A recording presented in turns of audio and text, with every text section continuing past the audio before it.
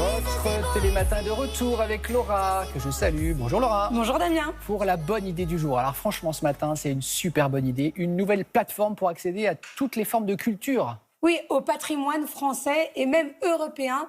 L'idée de cette start-up, c'était de nous donner accès directement, de pouvoir réserver ses billets quand on veut visiter un château ou un parc. En fait, moi, je pensais... C'était pas possible, ça. Non, c'était pas possible. Ah ouais. Avant cette start-up, ce n'était pas possible. Évidemment, le château de Versailles, pour n'en citer qu'un, avait les moyens de développer sa propre billetterie en ligne. Mais quand on est un petit château, c'est pas toujours évident. C'est de l'argent et puis c'est un savoir-faire qu'on n'a pas forcément.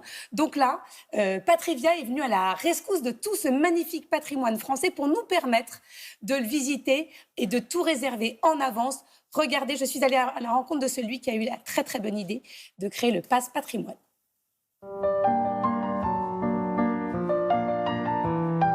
Notre objectif, d'ici quelques années, c'est de proposer un passe patrimoine européen, parce que nous, on considère que la culture n'a pas de frontières. Bonjour Christian. Bonjour Laura, vous allez bien ? Ça y est, on peut enfin ressortir de chez soi et apprécier notre patrimoine comme il se doit. Et vous nous facilitez la tâche. Tout à fait. Patrivia, ça permet de mettre en relation des gestionnaires de monuments avec des visiteurs pour des achats de billets, pour des visites de châteaux, musées, monuments et jardins entre la France et la Belgique. Et puis on a la chance de pouvoir travailler avec 550 monuments, un peu dans toutes les régions, pour voir les beautés de nos territoires et aider à faire fonctionner l'économie locale.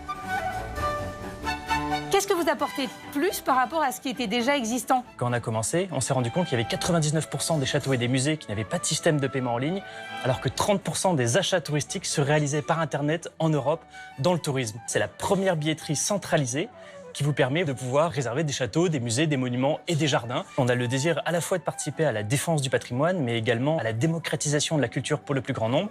Et on peut travailler à la fois avec des monuments à faible fréquentation, avec 5000 personnes qui viennent visiter chaque année, jusqu'à des grands monuments comme Chambord, Chenonceau, Amboise, Clos-Lucé, le musée de l'Armée et autres. Notre but, c'est de rassembler l'ensemble du patrimoine, et effectivement de pouvoir aider ce patrimoine, que ce soit gros, moyen ou petit.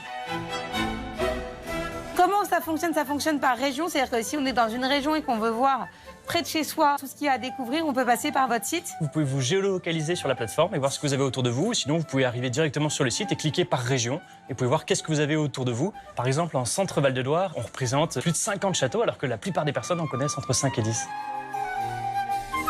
C'est quoi votre objectif demain ?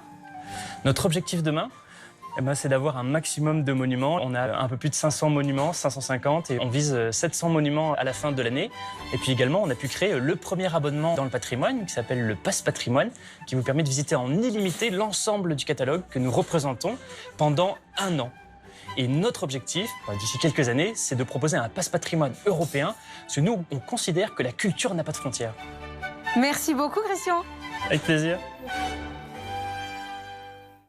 À mon avis, ils sont nombreux, Laura, tous ces Français qui vont rester en France cet été, vont pas partir loin. C'est génial pour eux. C'est génial et ce Pass Patrimoine est absolument incroyable parce que pour une somme quand même très correcte, vous pouvez visiter à l'infini toutes les merveilles de notre territoire, des parcs et jardins, effectivement des châteaux. Et puis on le souhaite, puisqu'on est regardé sur TV5 et que les pays européens nous regardent aussi, que ça soit développé partout en Europe.